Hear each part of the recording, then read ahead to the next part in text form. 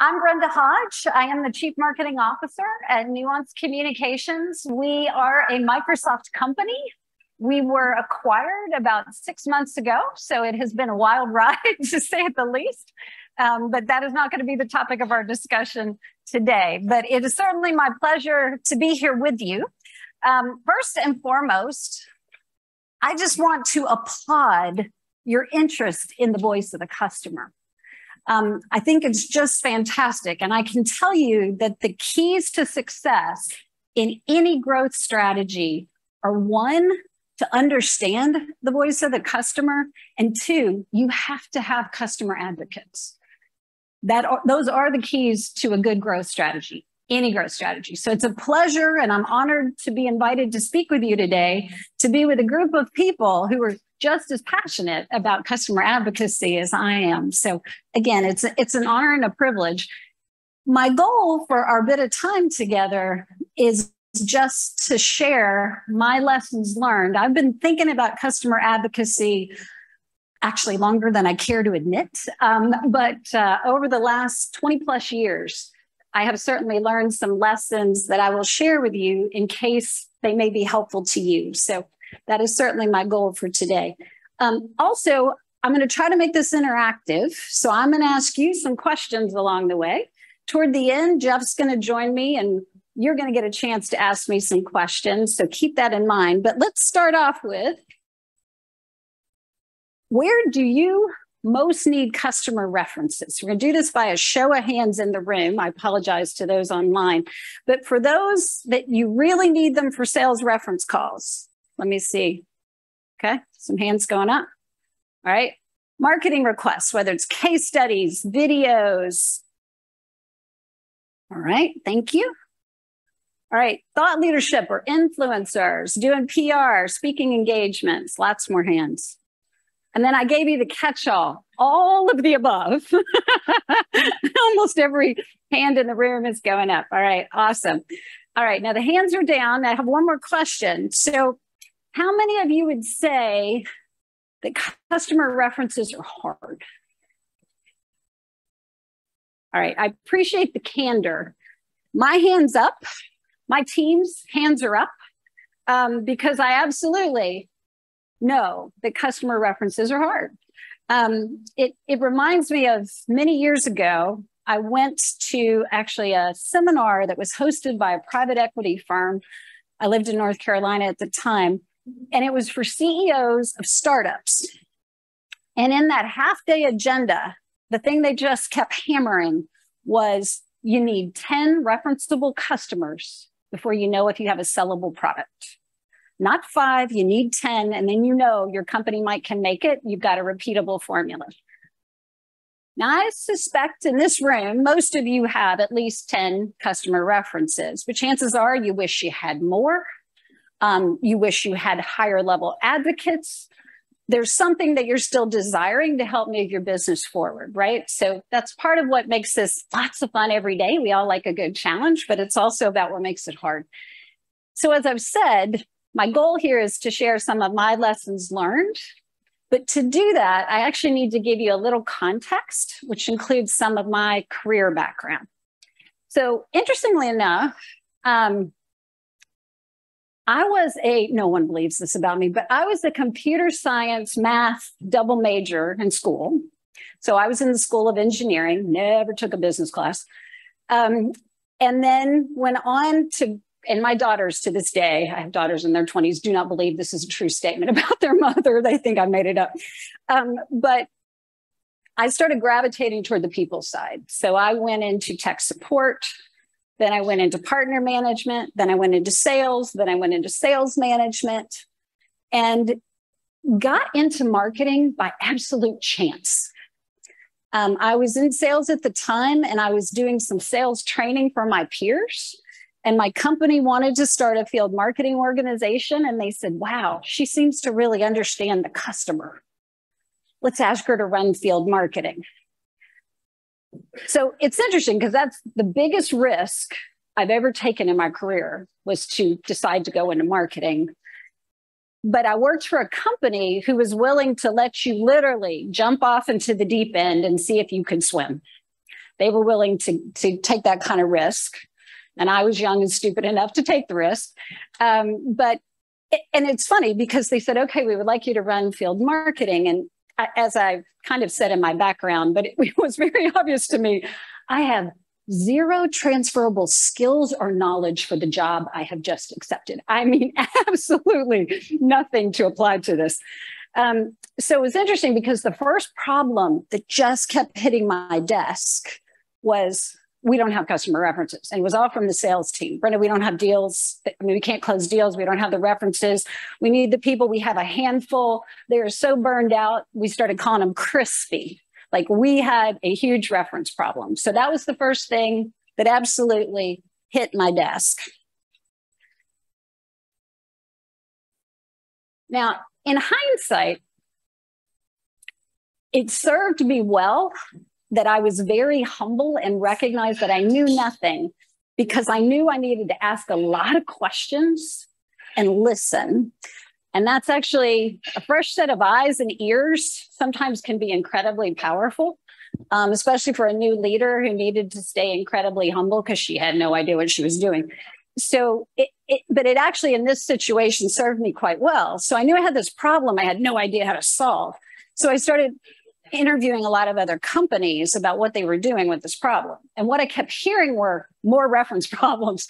Everybody 20 plus years ago had this issue. Again, we still do, but everybody was telling me the problem. I only found one company in talking to quite a few who had any kind of focused effort against the problem. And I found this really interesting. So the more that I talked to them, I kept thinking, everybody's upset about this, but everything I'm hearing is what the customer's not doing for us. We can't get the customer to do this. We can't get the customer to do that. And I started almost having a bit of a revelation, which was, I've got to flip the script. Like, this has got to be about the customer. This has got to be about the customer experience. And if we think of it in that way, we may get a different result. And certainly everyone was wanting different results. So sometimes you do have to obviously think about it differently. So that is certainly the revelation that I had. So I decided that I would start a focused effort.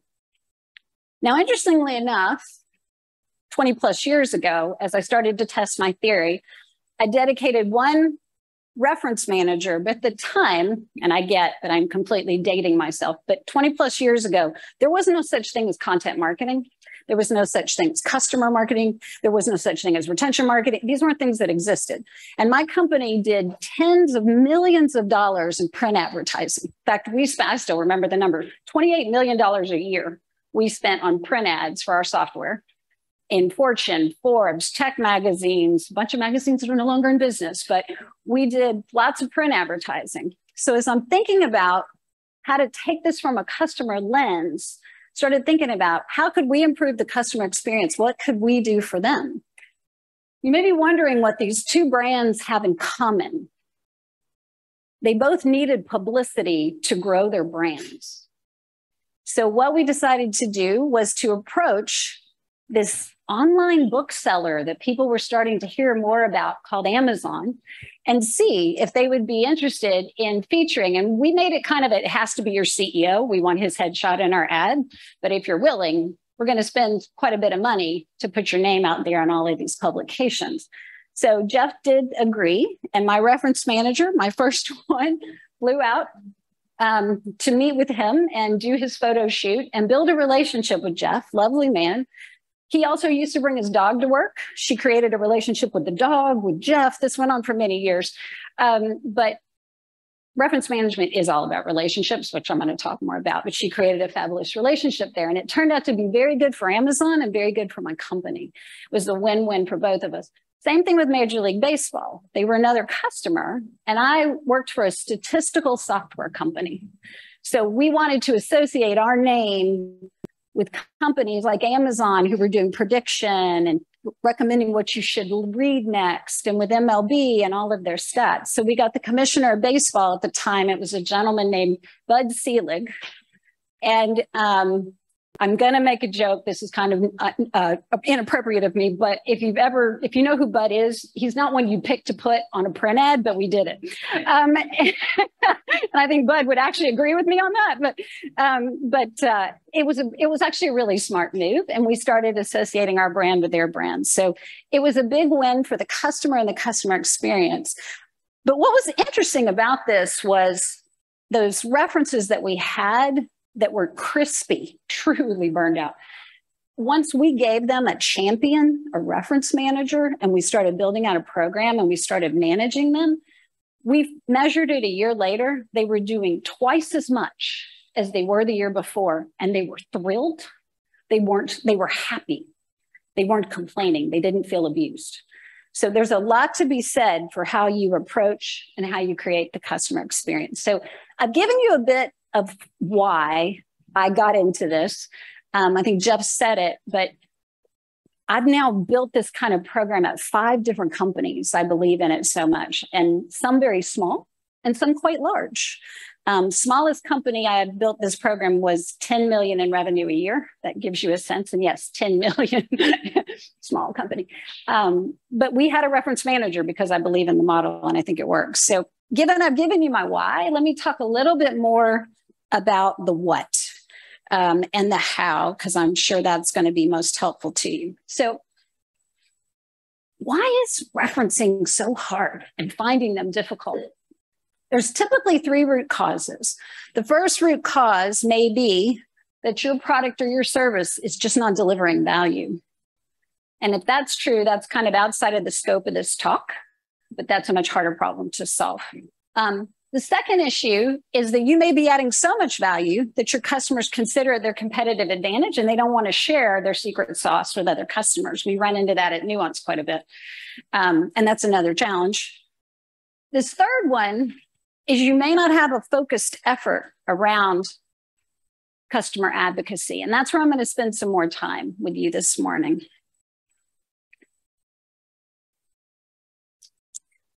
All right, so in order to make it all about the customer experience, you do want to create a focused effort, which includes hiring the right people, investing in relationship building. You want to build a dynamic program. I'm going to give you a few tips on how to get started, how to overcome some common roadblocks, measuring the impact.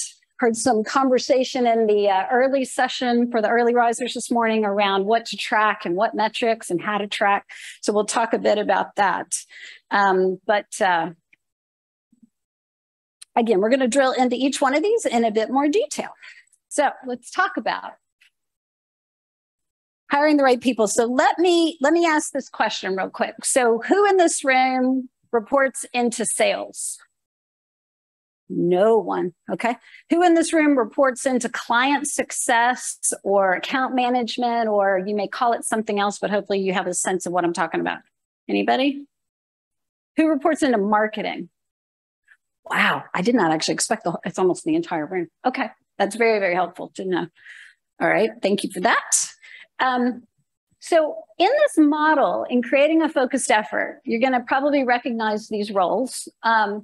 And I've really simplified this. So sales' job is to find it's to find prospective customers or future customers, qualify them and close deals. At the end of the day, that is their job description, right? Close business. If you look at your client success organization or account management, depending on what you call it, most of the time their job description is around resolving problems and increasing adoption, one way or the other. Maybe it is selling, cross-selling or upselling, but it is increasing adoption one way or another. I've called it generically customer marketing here, very much around also helping to increase adoption, helping to improve retention, and in many cases also helping to find those future customers or those prospects. But when you think about customer advocacy, in this model, it falls in the middle. It's a slice of everyone's job in order how you do this, right? In this model, which I tend to believe in, again, we've added a role, and we've added this role of customer advocate whose sole focus is to get up every day and establish relationships, understand the customer, and then make sure that we're fulfilling all of those requests that we need from a company perspective. So advocacy is purely owned, but the customer experience becomes the focal point for all of these roles and how all of these roles can contribute to the customer experience. So it's just a different way to think about it. But when we come back to business cases and things, a focused effort is something most executives understand. You need to have somebody getting up every day thinking about how to solve the problem, which is a lot of how you build a business case for having customer advocates. So hopefully I see some heads nodding. Hopefully that's making sense. All right, let's talk about the next piece. Hiring the right people. So they've got some key skill sets. And I may even do a test here. They're networkers. So I'm going to pick on my own people. Anybody not met Sarah Huntley yet? I had a feeling that test would work. She's a fabulous networker. She's also a fabulous relationship builder. And she's a helper. She wants to help people. So is Lauren. So is Steven. So is Melissa. These are people that have worked for me before in other organizations, and they have these skill sets. And they're tasked with really understanding the customer's goals and interests. I often think of these folks as investigative reporters. I'm always smiling after I have a meal with my reference managers, which I did last night, of how much information they got out of me at dinner, because they're constantly asking questions. What's going on with your new house? What's going on with your girls? They know all kinds of stuff about me, which is great. I mean, I'm gladly share, but that's a little bit of that get to know your customers on a personal level, but actually build that relationship and understand their business goals and their personal goals to understand how you're going to really make it a win-win situation in terms of customer advocacy and customer experience. So that's a big piece of all of this. All right. Reference management is a contact sport, meaning it is about relationship building. And I'm saying this somewhat sarcastically, but what I mean is we budget for 50% travel for my customer advocates. They have to get out and spend time with the customer. This is not a replacement for the account managers by any stretch. It is an additive role. Most customers view this as their champion, their agent, especially if they're interested in PR. They'll start to think of that person as almost their agent that's going to get me all these great speaking opportunities, which for us, that is what we do. But it is absolutely about the relationship building. I know stories about my team where they know enough about their reference accounts. If they're traveling, they know that they love Peloton, and they'll call them and say, okay, I checked and your hotel has the machine. Make sure to bring your shoes. Like they know a lot about their advocates, which is great because it is absolutely all about the relationship building. And it goes both ways. Again, you have to make sure it's give and take. We have a reference. He's a brilliant man. He's one of the most soft-spoken, eloquent CMIOs I've ever met at one of the major hospital systems. And he's always willing to speak because, one, he believes he can help other health systems by some of what he can share. But so he's done a lot of speaking for us. But he had his state senator couple months ago that was coming to his facility. He was a little nervous about it. They wanted to talk through some of the technology, and he was actually getting a technology award. But he's like, Nuance, I need your help. Like, I need one of your executives in this meeting. I need some subject matter expertise. Like, can you do a demo? The answer was nothing but of course. Like, we'll make the time. This is quid pro quo. Like, this is a relationship. So it's an important thing to keep in mind. The other thing I'll say is when your references do get crispy, that's part of the relationship. When they say, can't do anything this month, can't do anything this quarter, you have to honor it. It is not a relationship if you're not listening. Ask your significant other how that works. But yeah, that's something else to really keep in mind. You have to honor that. All right. I want to make sure we have time for questions. As you build out a dynamic program, I want you to think about one size does not fit all. So this is an example of the levels that we have at Nuance. This wasn't exactly what we had at Optum. This varies by company, but we have what we call an advocate level. So those folks that are willing to do some reference calls, maybe once a month. They like meeting people, but they want to keep it really low key, but they're really happy. We need those people. Awesome. They have a place in the program. We may have champions that are willing to do a little more. Yeah, I'll talk to the press every now and then if you want to quote me in an article or something. I'll also do a few calls, just an example. But, I'm not a speaker. I don't want to, I don't want to see myself on video, maybe, that kind of person. But again, there's a place for them. Then you may have your influencers or your thought leaders that are willing to speak on your behalf. They are willing to do more. And candidly, these people are usually after building their company's brand and their personal brand. They're typically in a spot in their career where they want the visibility. Take advantage of that opportunity, but we actually leverage our speakers bureau to place them. We build a thought leadership platform for them and we make it so easy. We're submitting abstracts for them. We're getting them out on the circuit. They're all over it. This has been incredibly effective for us. Always better for future customers to hear from other customers than to hear from us. So it's a very powerful model, but we do have some thought leaders. And then we also have the innovators that actually give us guidance, counsel on where our product direction needs to go, some of our test sites, just again, part of our advisory councils. But that's another level that's extremely important. So keep in mind, everybody's program is going to look a little different depending on your industry, depending on the customer. So you need to build enough flexibility into the program to meet your different customers' needs, especially if you're across industry, which Nuance is. Every industry is going to be a little different. Healthcare has a lot more restrictions, for example, on it than financial services. So those are all things that you need to keep in mind. The other thing I just want to point out as you're building out the program is once you do identify a reference, one of the best practices is when you go to get their story, you really want to understand their story, try to do it once. It's actually a little disrespectful to the customer if you go, oh, well, I know you told Sarah yesterday, but our account manager really wants to hear it was so great. He's going to call you next week. Can you burn another 45 minutes? Oh, well, now we want to write a case study. Can we have this outside agency call you to interview you again? Good Lord.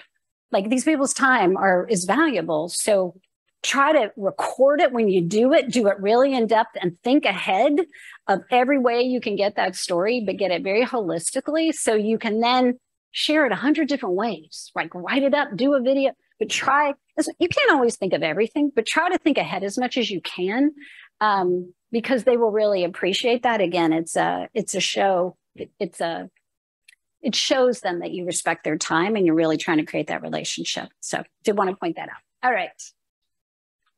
And then I did want to point out, just because the team did a great job, one of our thought leaders, again, she was building her brand, but the team submitted her for the CAP award. She actually won CAP Advocate of the Year in August, which is pretty cool.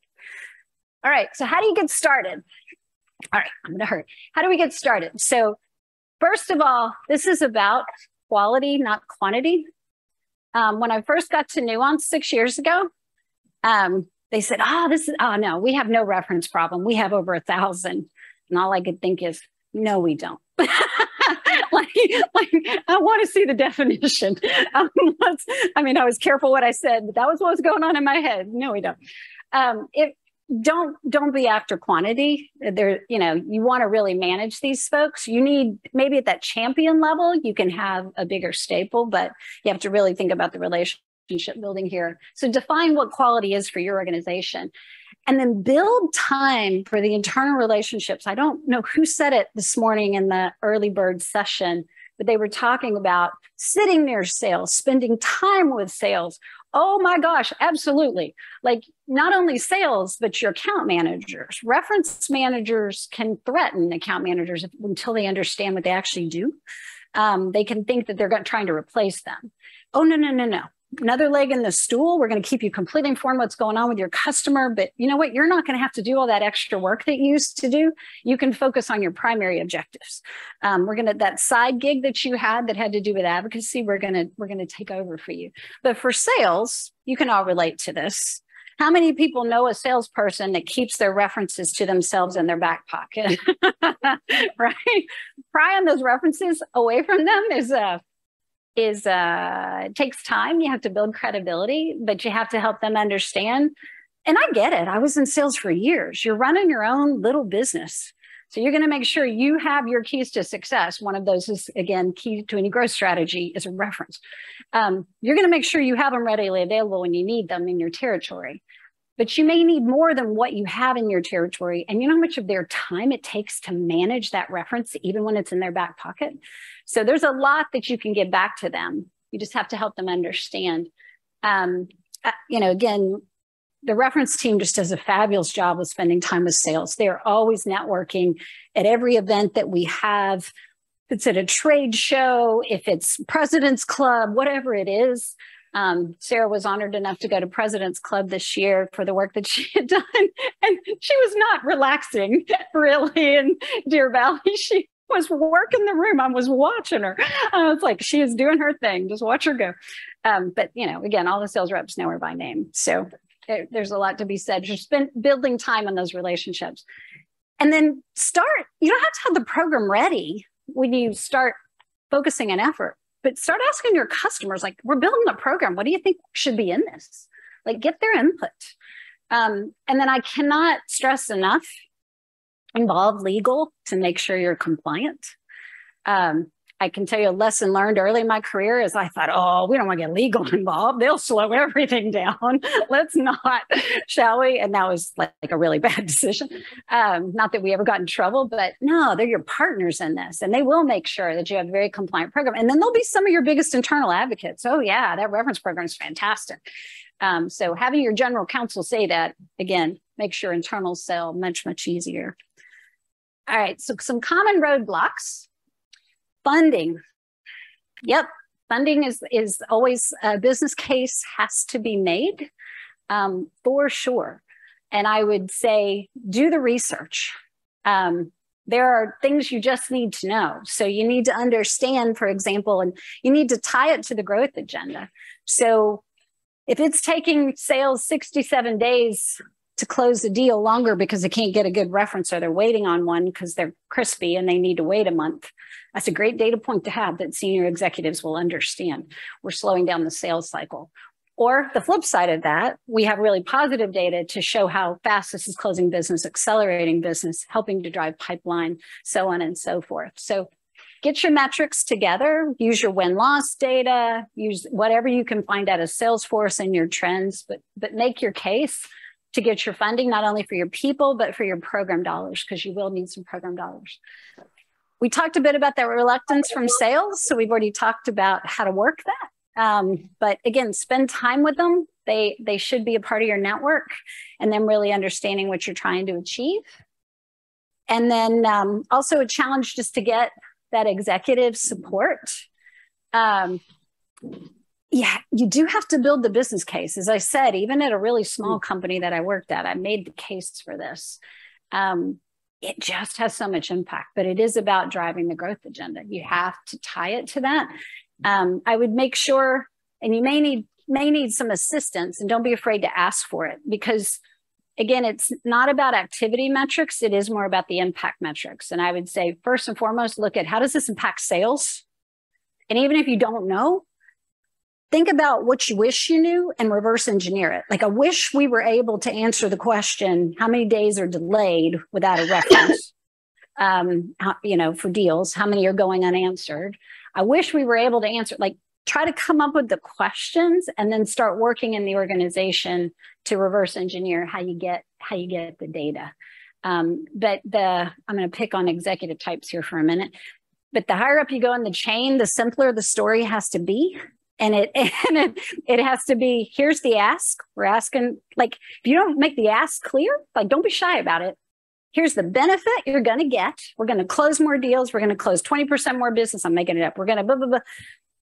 And I need 200K, or I need whatever, fill in the blank, right? But I'd make that really clear. And if you're starting with an activity type data, get your boss or your boss's boss to help you start rolling that up, to build the business case that's going to translate to the more senior executive. We do speak a weird language. Most of it's at the 5th grade level. So keep that in mind. keep it really simple and dumb it down. I'm being a bit sarcastic, but in reality, executives are running from one meeting to the next to the next. A couple other executive tips, because I know Jeff really wanted me to hit this. Don't assume, like I have a fantastic memory, I will say that about myself. But even don't assume just because you met with me last week and we talked about this, that I remember anything that was said the week before. Don't do that to your CEO or your CMO or anybody with a very senior title. Always start at, I call it the beginning of the movie, not the middle of the movie, but like reground them even on what you hit the week before. Just, they're flying so fast between so many decisions. You want to make it easy for them to say yes. So think of framing it up that way and it'll help. All right. And then measurement. We've already hit some of this, but again, get your baseline. So what is quality going to mean for you? And then how many do you have? What's your current utilization? And then set a realistic goal. When I worked at Mysis, which became Allscripts, when I started this program, I was like, we had a real problem. We had 10. I mean, we were $1 billion company and we literally had 10 references. I'm like, oh man, we got work to do. But I mean, again, the team, because we had a good product and we just hadn't put a focused effort, we fast forwarded 18 months, we had 90. And at 90, I said, okay, the goal is not to grow the program now. The goal is to get these to be deeper references. We've got plenty in our stall now. Now we have to work these differently. So again, think about what your goals are. And then again, reverse engineer, what metrics do you wish you had? And then start thinking about how to get there. But examples, that reduction in sales cycle time, higher net promoter scores. Executives also care about the customer experience. It can be a differentiator for you. So keep that in mind. How many dollars have closed because of references? That is the one we use at Nuance quite often, is the dollars that are generated from references. Number of thought leaders and influencers. It's an activity metric that we pay attention to. Sometimes hard to tie impressions to it, but it's still wonderful to realize, you know, we typically have at least 2 external speakers that are customers per month out somewhere. Because I have a similar background as you, except when I started off in the software industry, it was in tech support. And then I went into engineering and product management. And then one day my CEO said, you're going into marketing. And but the thing that happened is every job that I was in, I always owned the customer programs because I was always the customer-led person. And so it just sort of, you know, it happened by happenstance, but I love that we have that thing in common. Well, and I will tell one, you made me think of it, Jeff, but I will tell I won't call it a pro tip. I'll call it an amateur tip about jumping off a cliff. I've only actually jumped off a cliff once in my high school days, which is a pretty high cliff. Amateur tip, don't scream on the way down. Because I screamed all the way down, the water will slam your mouth shut. Like was screaming bloody murder. So, pro tip. Anyway. So I did want to ask you one thing, because you talk about the importance of building relationships, and you've got master relationship builders on your team. Indeed, I do. And we all know how important that is, right? But it takes time. It's an investment of time and money to build a program that's based on relationships, that's based on that two-way exchange of value. Yeah. But sometimes CEOs and chief sales officers don't have the patience for that. They want customers to do things for them right now. And so, you know, back to your point about gaining the executive support, what do some of those conversations sound like when you're building the business case? I wouldn't go into them with more than a couple of metrics. Like, don't go in with the laundry list. Go in with a couple needles that you can move. And then, in my experience, executives understand the argument of, we have a problem. Like, if you've made the problem clear, now we need a focused effort, because doing this as a slice of other people's time is not moving the needle. We want to move the needle, put dedicated resources on it. When you've got them convinced they have a problem, they will always put dedicated resources to it within reason. I mean, there's always within reason. Don't go in asking for a team of 10 in the beginning. You may start with 1, but then you show the impact of the 1. Sarah was our first at Nuance. Then you add to the team, She's now got a team of 4 under her. So again, you have to do it with time. But did that answer your question? Oh, it does. And believe me, you gave me goosebumps when you talked about the growth agenda, because that's customer-led growth. That's what our whole conference is about. So did that resonate with you guys? Jeannie, I saw you. What were you doing? You were doing the jig. Yeah. So I know she's like my inspiration for my talk. I would look over and I'm like, okay, I'm doing all right. I'm doing okay. But I mean, just aligning with the growth agenda, which is what I say is the strategic growth initiatives that your C-level executives are setting. That's what we need to be aligned to.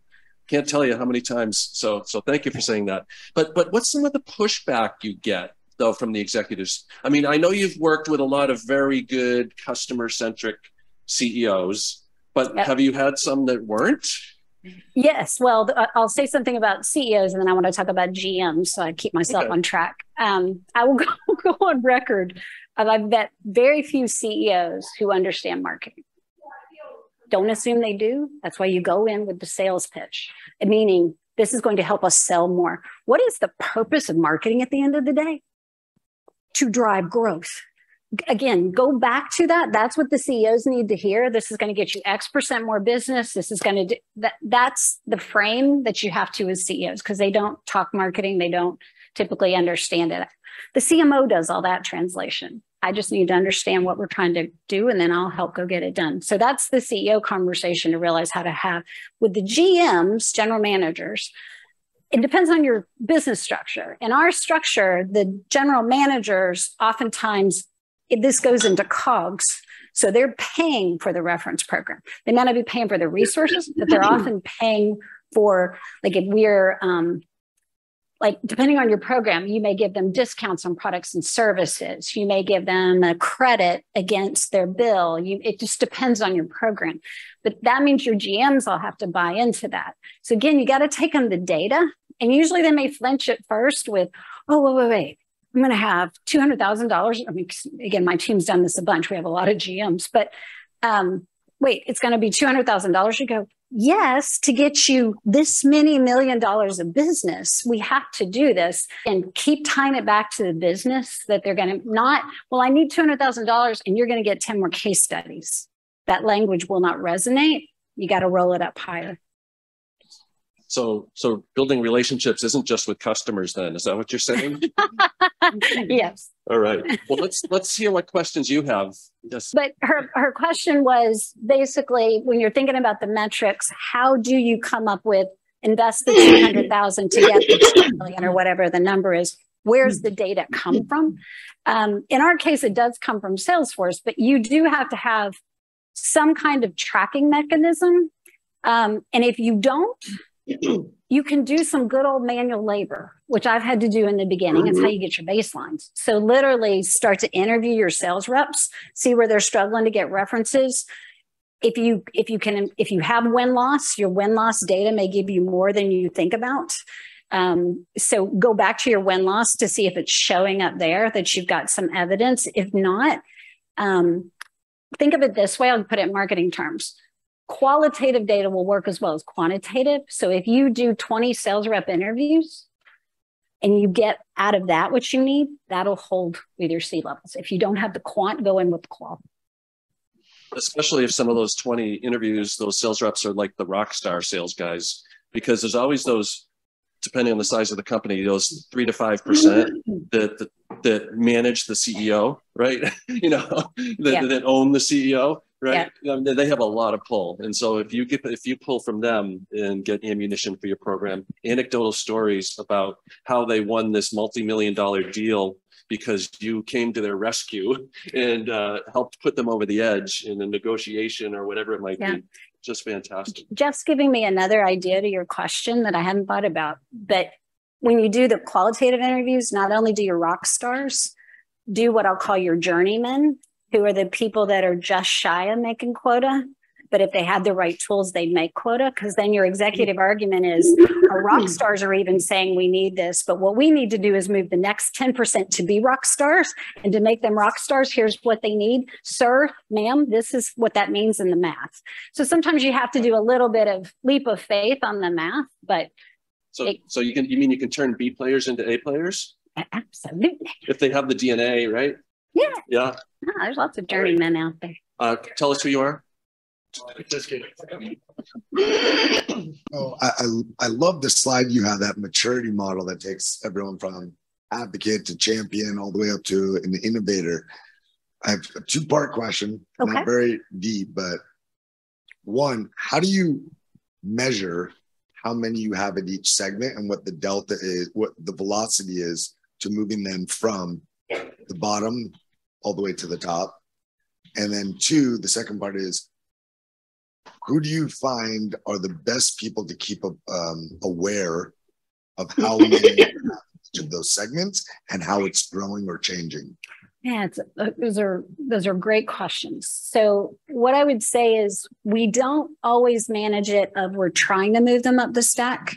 You're going to have people that are only going to fit in one box and just accept that's a perfect box for them. So it really is going to be your team's judgment call of, we got some great advocates. They're always going to be advocates, but we need that staple. And we probably need more of those because they're going to do some one-off things every now and then. Then when you kind of get to the next pack and you say, well, we've got some champions. How many do we have today? How many do we think we have? Do we have it in the right geographies? Do we have it across the right product lines? Like, so we're always looking at the mix. But your champions are more likely potentially to become your thought leaders. So as you spend time with them, we want a fairly small group of thought leaders just because to do it right, you can't manage more than, I will say in our case, 10 or 12 at a time. No, total, like for the company. Like I'd rather have a really good thought leadership platform built out and place them quite a bit than try to be juggling too many thought leaders. So we actually put, this is about quality, not quantity again. I actually put constraints in my mind. I don't tell them they do all this magically, but they do. I've watched them do it. They're thinking about, we only need so many thought leaders because that's all is going to be a high quality relationship. It depends on the level of your question about who to share the information with. The team should have goals and be thinking about, are these people potentially we could move up?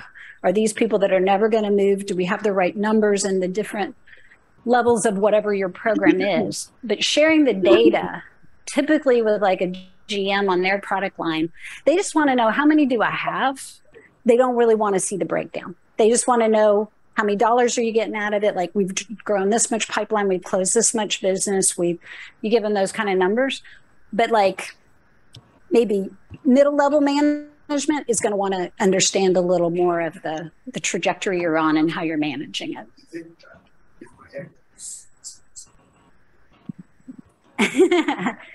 My head instantly goes to the others who also manage the relationship. So like the customer success, like you were talking about. Yep. And keeping them informed to help rally and continue to inject new and help motivate up. So that's where the question was like, what groups, what parts of the org do you keep at any level, right, informed of that? Yeah, again, pretty strong virtual teams in place. And no matter where you report in or what you do, I would highly encourage the virtual team approach. So especially like on a new product line, like there's probably a call that needs to happen that has your client success people, your reference people, your product owners on the call to say, as we're launching this, like, did we have beta sites? Are we targeting them for references? How many more do we need? Being completely in touch, like every time a new customer basically implements, usually the reference team's finding out, like this one just went live. Let's do an initial interview and see where their heads are. And if we think they would be good for this. And then usually your initial interview may be lower in the organization. And then you start to try to navigate up to see if you can get to more senior people, depending on what their company objectives are. If they're trying to build a name in their market, like we've got some hospital systems that they're under such competitive pressure, they're trying to get free publicity in every way possible. So they literally ask, can we have a call with your CMO? I'm like, oh, sure. I was glad to talk to them, but they're a PR dream because my team will go do the work to get them, earned media. They've been on television stations, radio stations, but they've got the best talk track. Like, this is not hard work for us, but for them, it's gold because we're making their health system known throughout their state. So it's kind of fun when you start getting into those situations because you can do some really, really cool things. But I think I got off track from your question. Did I answer your question? Okay, sorry about that. We have room for one more. One more question. Oh, so sorry. Well, unless I see a hand jab up fast, the all right, Jeannie. All right, we can't ignore that wave. Can we? Yeah. All right. You mentioned at the beginning, you asked the group, where do you report up to? And almost everyone said marketing. The reality is many are tucked in under another team within marketing, either demand gen, field marketing, comms. This role, to be truly strategic, needs to be peers with demand gen, with comms. What are your thoughts on how we, or you, make this happen and make CMOs truly aware, yet sales, that this role truly needs to report to the CMO and be a peer with ABM, comms, field marketing, etc.?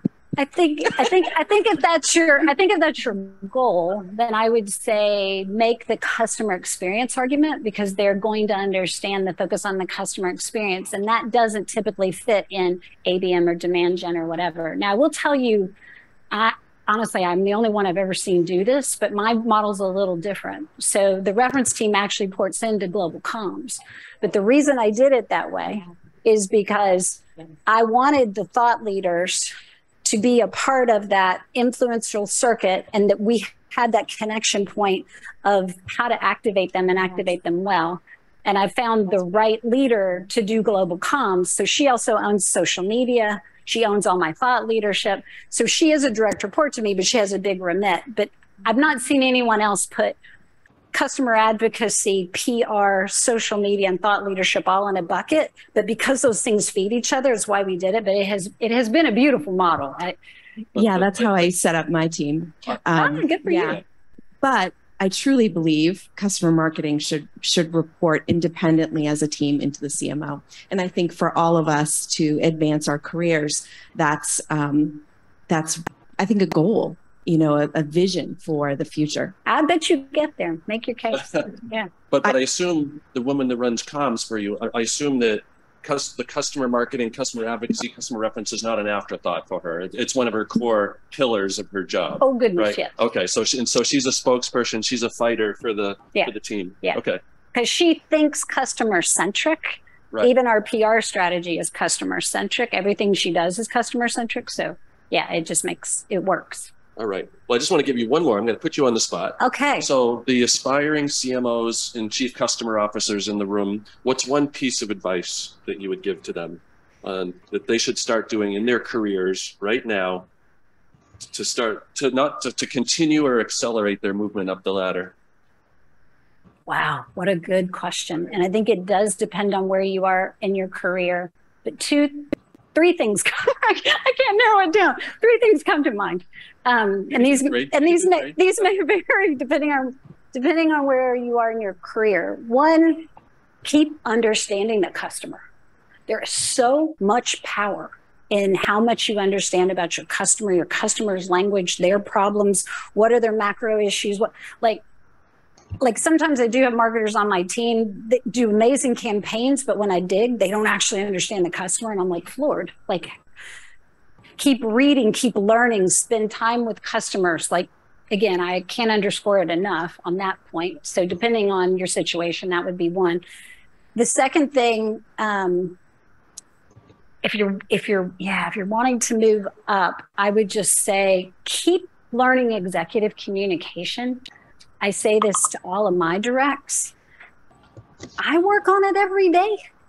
I mean, it's a different language. Like, how you speak to the CEO is different than how you speak to the CMO. It's different than how you speak to the CRO.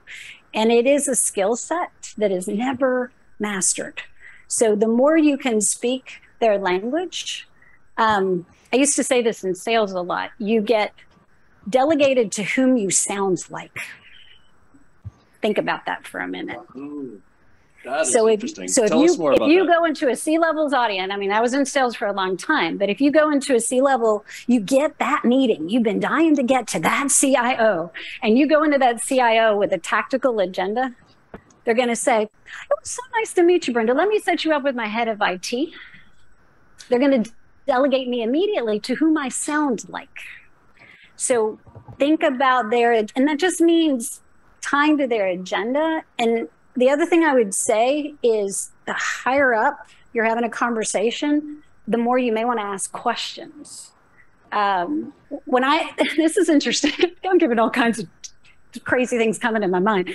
But when I started interviewing for CMO positions, I started doing and I've always been decent at interviewing, but I started doing two things differently. I walked in with a framework because I learned CEOs think in frameworks. I don't particularly, but I've learned because it's executive communication. I went in with a framework. Here's how I think about marketing, because I realized there wasn't a CEO on the planet who understood marketing from what I was finding. And so I had to explain it in a way that made sense. And to them, it just convinced them that I knew what I was doing. So again, think in frameworks, the higher up that you're going, for sure. And then the other thing I realized was ask more questions. Some of the best interviews I've ever had was I just got them talking for 30 minutes. So tell me about your strategic initiatives. Tell me about your exit strategy. Tell me about, but I sound like them when I'm asking those questions. And then we're having a senior level conversation, and then you're right in the game. So you may not want to ask them 1,000 questions, but think about a couple really good ones on your mind. But again, this is all ways to improve your executive communication, and that would just be a huge one. The third one popped in my head was just know the finances. If you're not keeping up with how's your company doing, if you have stockholders or earnings calls, if you're not sitting on them, I'll almost say shame on you. You should be listening to earnings calls. You will learn about the growth strategy. You will learn what the CEO is underscoring. So yeah, a little bit of a call out, but seriously, like it's such a wealth of information that you're like, well, I wish I knew. Did you listen to the call? They just gave you the answers to the test. So again, that would just be I don't want to end on such a autocratic note, but.